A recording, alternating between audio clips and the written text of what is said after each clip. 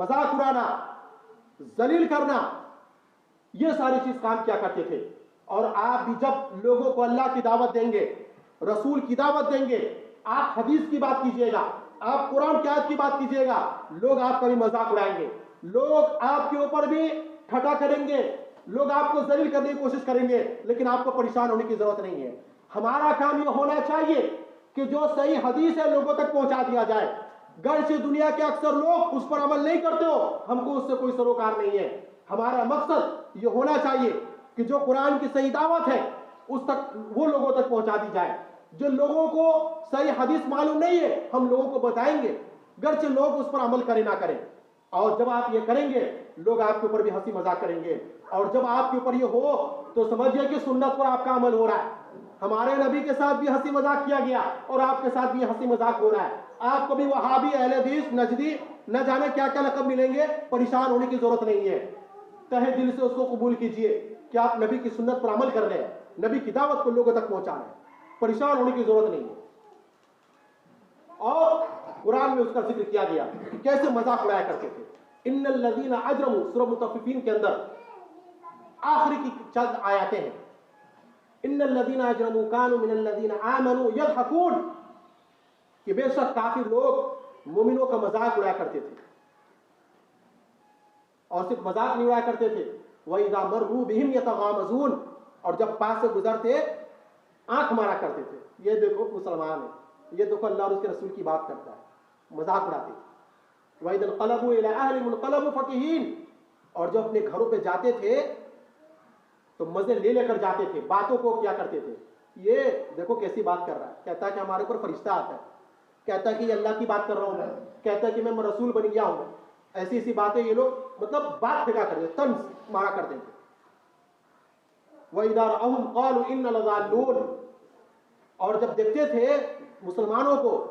صحابہ کرام کو، ہمارے نبی کو، تو کہتے تھے یہ گمراہ ہے، یہ لوگ گمراہ خود تھے، مس گائیڈ خود تھے، لیکن ہمارے نبی صلی اللہ علیہ وسلم کہتے تھے کہ یہ مس گائیڈ ہو گئے، یہ راستوں سے بھٹک گئے ہیں۔ وَمَا أُرْسِلُوا عَلَيْهِمْ حَافِظِينَ،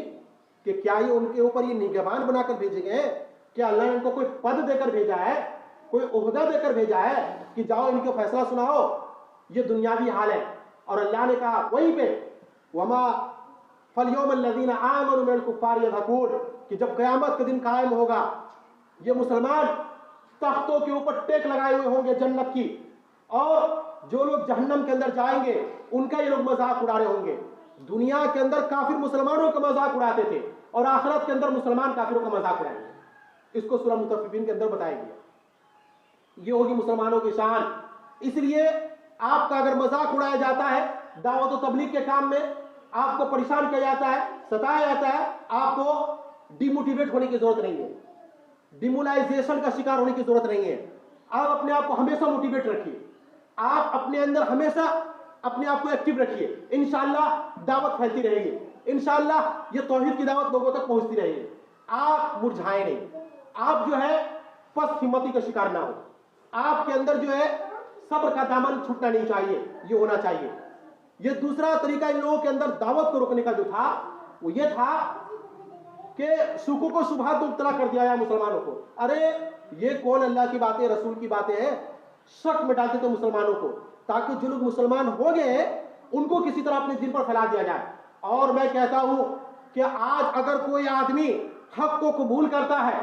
آج اگر کوئی آدمی صحیح حدیث پر عمل کرتا ہے، لوگ آپ کے اوپر پل پڑیں گے، چڑھ دوڑیں گے، اور کہیں گے، شک ڈالیں گے آپ کے دماغوں میں، شکوک ڈالیں گے، اور وہ چاہیں گے کہ آپ واپس اپنے باپ دادا کے دین پر آ جائیں۔ آپ کو جو ہے یہ نصیحت یاد رکھنے کی ضرورت ہے، آپ کو یہ دھیان رکھنے کی ضرورت ہے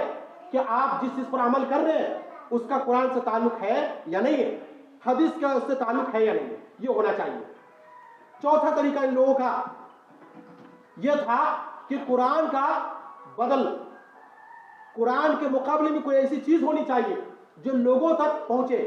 اگر ان کا یہ ماننا تھا اگر ہم کسی کو روکتے ہیں کہ قرآن کو مت سنو، قرآن کی باتیں مت سنو، تو ہمارے پاس کوئی ایسا آپشن ہونا چاہیے جو لوگوں کو ہم اس کے بارے میں بتا سکیں، اس کی تعلیمات دے سکیں۔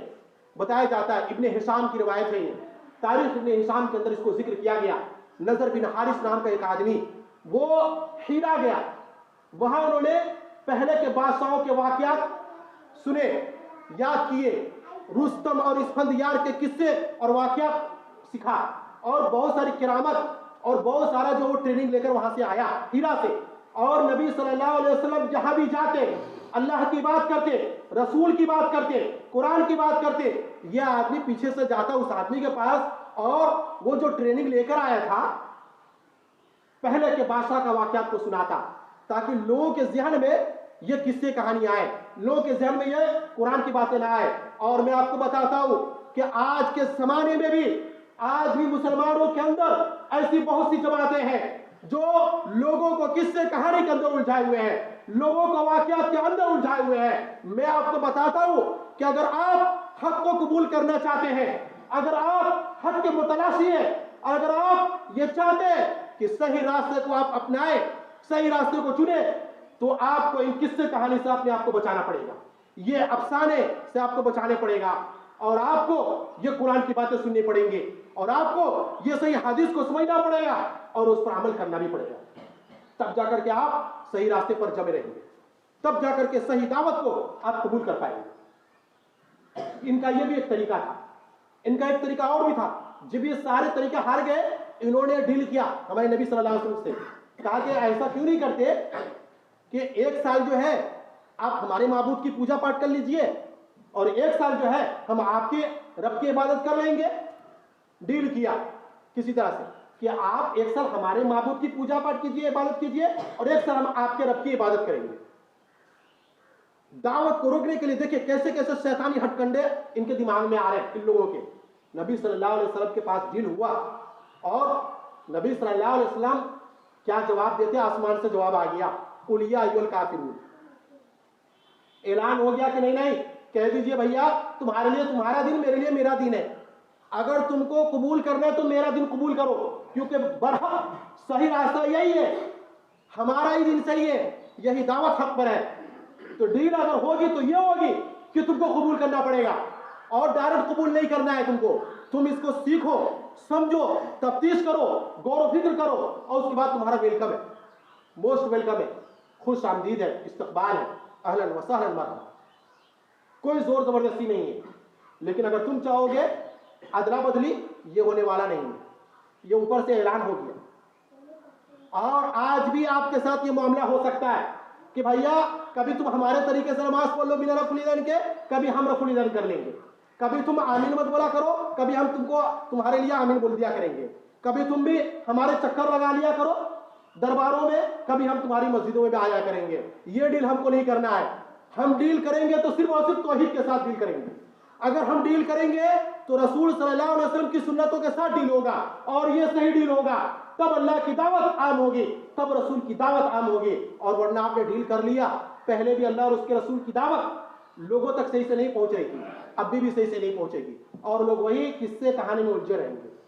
لوگ صرف قرآن کو صرف بس عزت دیں گے اوپر لٹکانے کے لیے، پھر لوگوں کو معلوم نہیں ہے کہ یہ قرآن کے اندر کیا لکھا ہے، پھر وہ اس کے لیے قرآن خوانی، پھر اس کے لیے وہ علاج وغیرہ کے لیے، اس کے لیے برکت کے لیے ہی ایک ذریعہ رہے گا قرآن کے لیے۔ تو آپ کو یہ ڈیل نہیں کرنے کا ہے، یہ بھی ہمارے لیے ایک نصیحت ہے۔ اس کے علاوہ اور کیا کیا نہیں ہوا ہمارے نبی صلی اللہ علیہ وسلم کے ساتھ؟ جب یہ سارے کام تھک کے ہار گئے، نبی صلی اللہ علیہ وسلم بات ختم کرنے والا ہوا، نبی صلی اللہ علیہ وسلم کو مارا گیا، پیٹا گیا، قتل کرنے کی کوشش تک کی گئی، لیکن نبی صلی اللہ علیہ وسلم اپنی دعوت سے پیچھے نہیں ہٹے۔ نبی صلی اللہ علیہ وسلم کے صحابہ کرام کو پریشان کیا گیا، صحابہ کرام کو مارا گیا، پیٹا گیا، کتنے قتل کر دیے گئے، لیکن صحابہ کرام اپنے دین سے پیچھے نہیں ہٹے۔ یہیں پر بس نہیں رکا، جب مار بھی لیا، پیٹ بھی لیا، اس کے بعد بائیکاٹ کا اعلان، 3 سال مسلمان کا بائیکاٹ رہا کہ ان سے کسی طرح شادی بیاہ نہ کی جائے، ان سے کسی طرح کا لین دین نہ کیا جائے، ان سے کسی طرح کی رشتہ داری نہ کی جائے، ان سے نہ کوئی سامان بیچا جائے، نہ کوئی سامان خریدا جائے، اور نہ ان کی خوشی میں جایا جائے، نہ ان کے غم میں جایا جائے۔ مسلمانوں کے بچے بھوک سے روتے تھے، مکہ کی پہاڑیاں گھوم جایا کرتی، مسلمان جنگلوں کے پتے اور چمڑے کھا کر کے زندگی گزار